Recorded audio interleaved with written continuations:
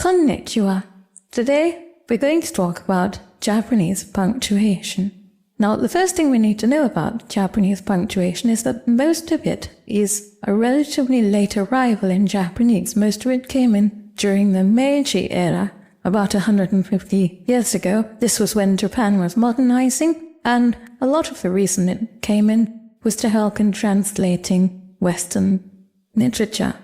Now, what this means is that in most cases, Japanese punctuation doesn't have such fixed and structural meanings as the equivalent punctuation does in English and other European languages. So we need to know what the punctuation is doing and also what it isn't doing. So the first mark we're going to look at is the Japanese full stop or maro, which looks like a little circle at the foot of a letter. And this is really the exception to the rule because it really is structurally clear. What it does is end a sentence. And this is very important for us in understanding how complex Japanese sentences are structured. Why is that? Well, Japanese is a very modification-heavy language. That's to say, a lot of what other languages do by other strategies, Japanese does by modification. That's to say, using clauses to modify nouns or other elements of a sentence. Most of the heavy lifting in Japanese structure that's not done by logical particles is done by this modification structure. So whole logical clauses can be used not as logical clauses but in order to modify a noun or some other element. So let's take a look at how this works. 市場で買って川に落としちゃったお菓子 And this means the candy that I bought at the market and done dropped in the river.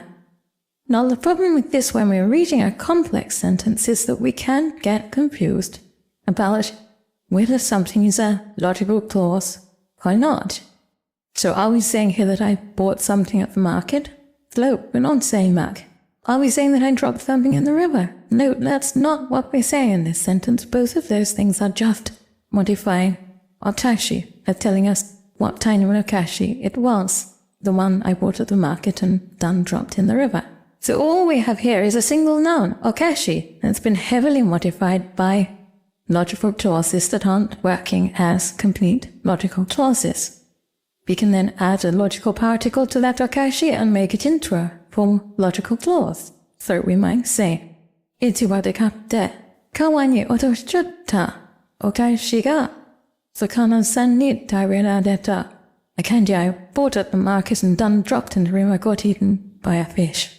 But how do we ensure when we're reading the sentence like this whether we're looking at a logical clause or whether we're looking at a modifier?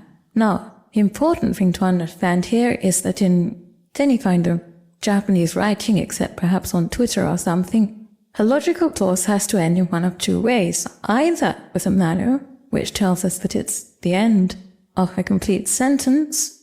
It may have a couple of sentence ender particles after it, but it's a very strict rule of Japanese that what ends any logical clause is the B engine, aside from any sentence ender particles, for it has to end in a clause connector that completes the clause and leads into the next clause. This may be the te form, maybe a word like kara or keredo. But armed with that information, we can then see what's going on. So let's look at 市場で買って川に落としちゃった That's a complete pair of logical clauses. It's not telling us what it was that we bought in the market and dropped in the river, but it could perhaps be presuming that. But we know that it's not in fact a logical clause because it doesn't end in a clause connector and it doesn't end with a maro. It goes straight into a noun.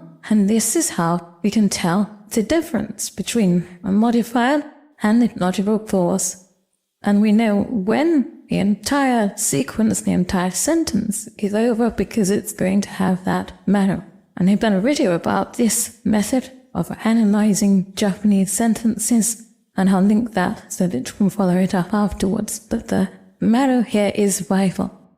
Now, the next one we're going to look at is the Japanese comma, which looks like a little diagonal line at the foot of an arrow, and that's kind of the opposite of a arrow because it really is not a logical element in the sentence. It was adopted into Japanese, but unlike the English comma or other European commas, it has no logical rules. Ideas like sectioning off a subordinate clause with comma at each end, that doesn't exist in Japanese.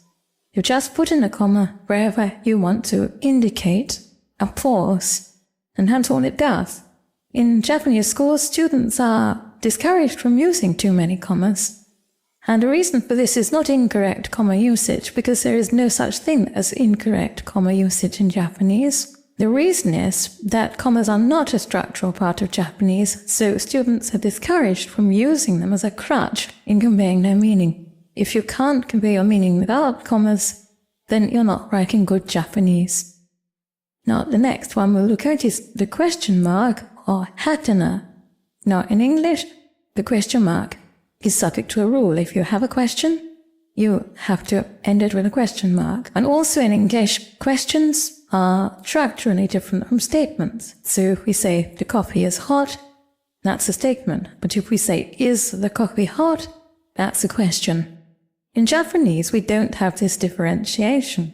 Statements and questions are structured exactly the same. Now, in formal Japanese, we have the question marking particle ka, which tells us it's a question. But in informal Japanese, we can use ka, but mostly we don't. Sometimes we use the question marker no, but that's ambiguous because no can also be a statement marker. The only way you can really tell a question from a statement in Japanese is the rising intonation, which of course you can't hear in text. And so the question mark has become a very useful tool by indicating that rising intonation, but telling us that this is a question, not a statement.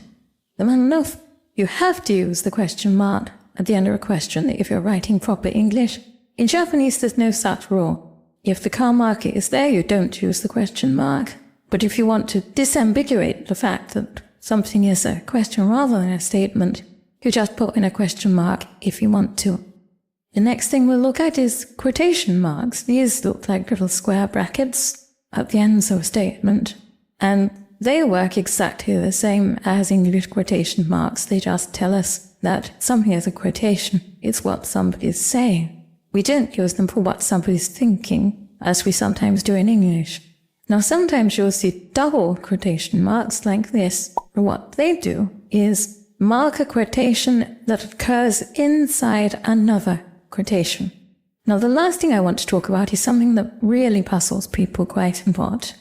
In Japanese, particularly Japanese books, you'll sometimes see, especially in vertical text, a set of little marks that look a bit like Japanese commas running along the left-hand side of a word or a phrase. What on earth is this doing? And nobody seems to tell you.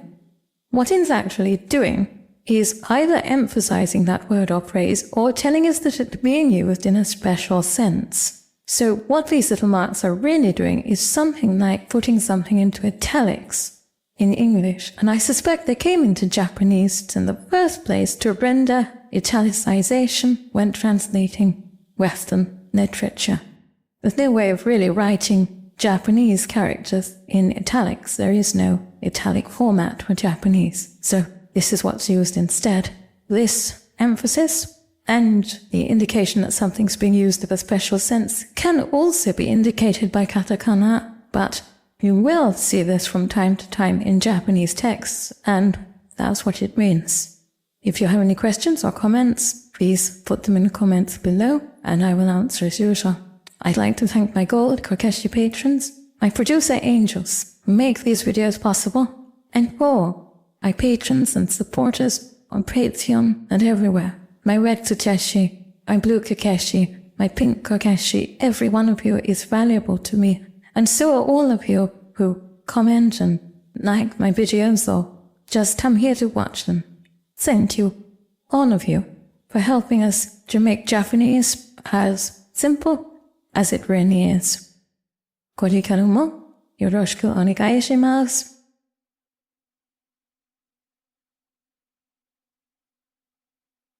Class dismissed.